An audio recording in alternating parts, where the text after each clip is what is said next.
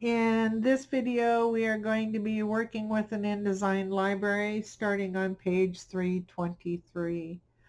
In many cases, you might need to use the same content, such as a logo, or the same group of objects, such as a logo with a group text frame containing contact information on multiple pages throughout a single document, or even in multiple documents. In these situations, you might want to use an InDesign library to speed up the process. An InDesign library is a special type of file that stores objects, including objects' contents, for use in any InDesign file. Library files are not linked or specific to any individual layout, so you can use and open these items from any existing library into a layout. So let's get started with it. First of all, let's make sure you have Aussie-Fold open. And what you want to do is make sure your inside spread is open. That's the B. So double click on 4 to 6 and make sure that you have your inside spread open. The next thing we're going to do is we're going to import the Australia Assets library. So how that's done is we go up to File, we go to Open, we go to the Australia folder, and my Australia folder is open, and there is one called australiaassets.indl, the L standing for library. So select that and then click Open. And what that does is that actually brings a library open in a dialog box called Australia Assets, of which there are two items, a form item and a no worries item.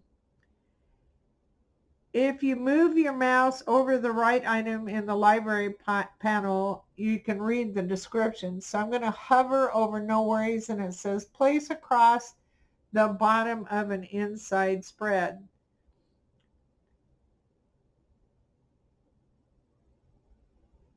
So the next step is to click the right library item with the selection tool and drag it onto the active layout. And so I'm dragging it down and I'm lining it up with the bleed edges, and then I'll let go.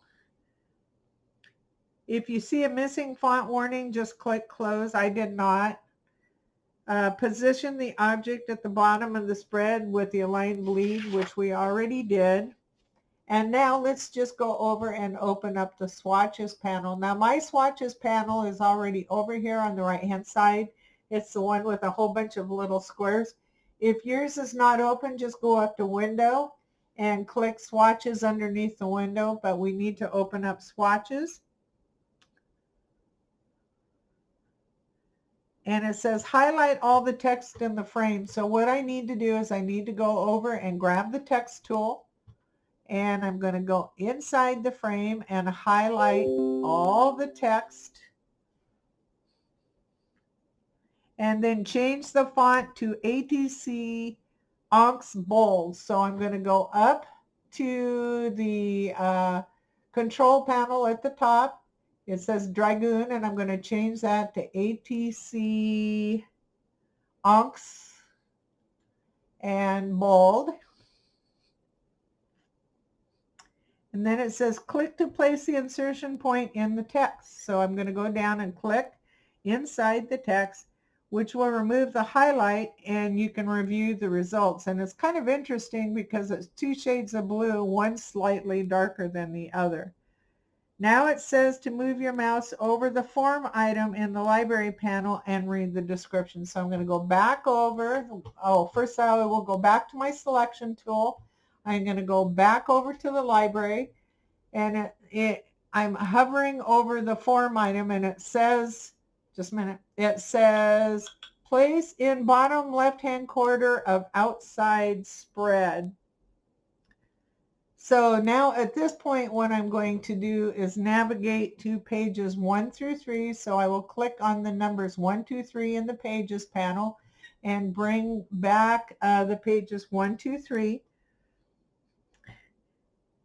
And what I'm going to do is click the form item inside the library panel, and I'm going to drag it over here with the selection tool over into the left panel. Now I'm limited on space here, so hopefully I can do it in one move. So anyway, here goes. I'm going to drag it. Oops, nope, I didn't get it over, so I will edit undo. Might be easier to move your library closer to it, which is what I'm going to do. And then drag it over and line it up to the bleed marks. No, yeah, to the bleed marks and let it go. And then I can move it back away. Now, you will notice something of this. This originally had an image behind it. You will notice right here in the top corner, you'll see a little question mark that's orange. This will tell me that there indeed is a missing image that's supposed to go behind this. So all I need to do is click on that icon, which will open up the dialog box. And what I'm looking for is Coastline TIFF, which is underneath links in the Australia panel. I'm going to highlight Coastline TIFF, and then I'm going to click open. And what it'll do is indeed bring it back in behind the form itself.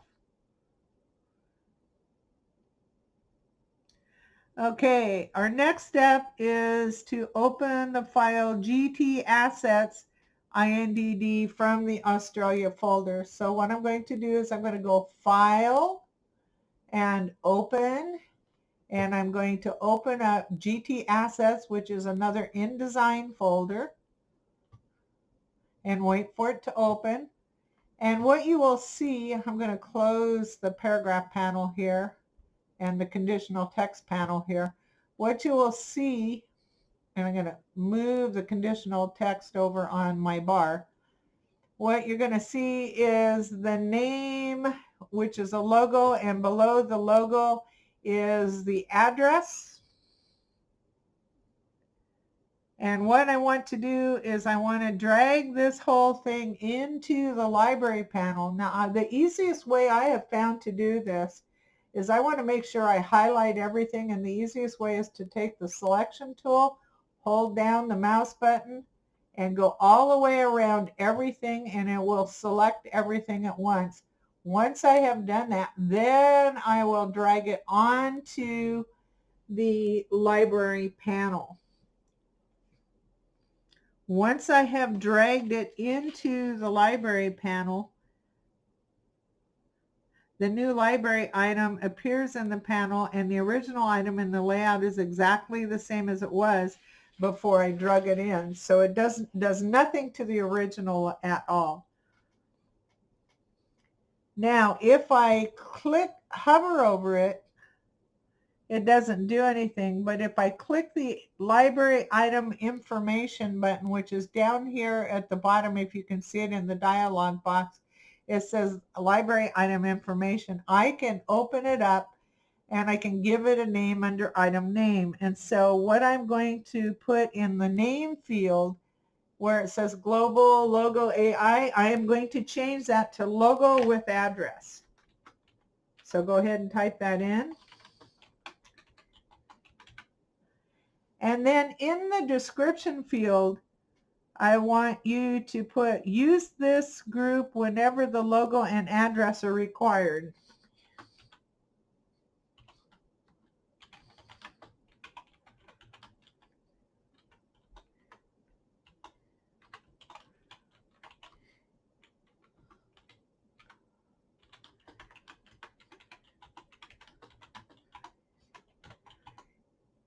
Now this box is what's going to end up showing when you hover over it once you're done. Once you have both of those in, whoops, helps if I spell logo correctly. There we go.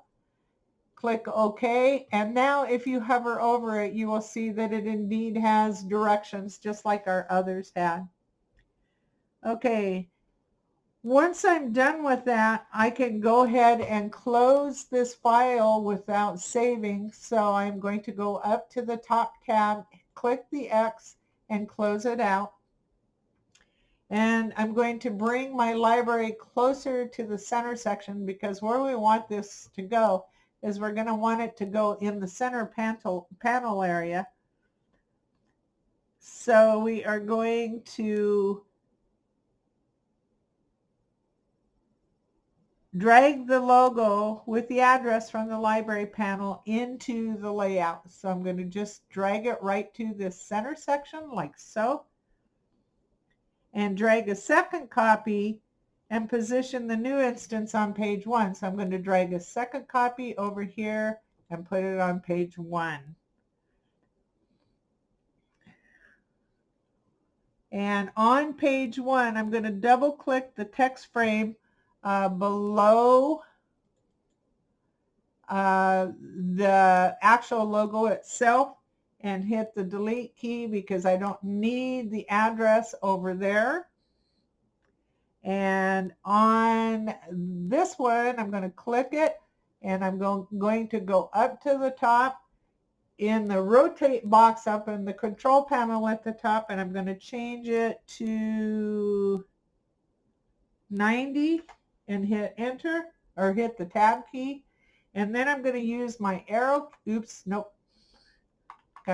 Cannot use arrow keys on that because it makes it do something funky.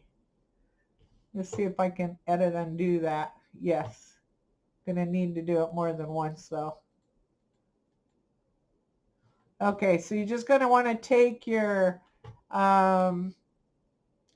do this for, nope, that doesn't work either. I was going to say highlight the whole thing, but no, that won't work. So you're just going to have to take and drag it down where it would normally go if you were mailing it out.